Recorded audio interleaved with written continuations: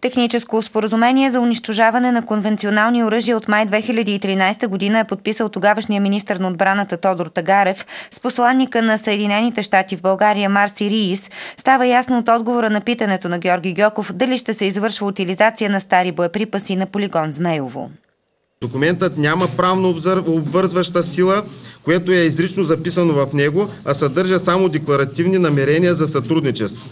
Съгласно клаузите му, Държавният департамент на САЩ възнамерява да присъства по време на планираното изстрелване или унищожаване на притежаване от Министерството на отбраната преносими зенитно-ракетни комплекси. През август 2013 година беше подписано приложение към споразумението, което уточнява конкретни детайли, но не променя по същество параметрите на техническото споразумение.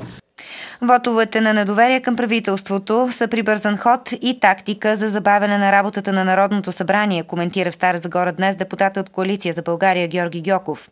За да се вземат необходимите за държавата решения, ще се свикват извънредни заседания на парламента, обясни още той. Георги Гьоков коментира втория вод на недоверие за провала в регионалната политика. България, сигурно, защото сме много богати, сме пропуснали да договорим такива средства за регионите и същите тия, които са пропуснали да договорят тия средства, искат оставка на правителство именно поради тази причина. За сравнение, допълнителни средства за програмен период 2014-2020 година за развитие на регионите са договорили държави като Франция, Испания, Италия и Германия.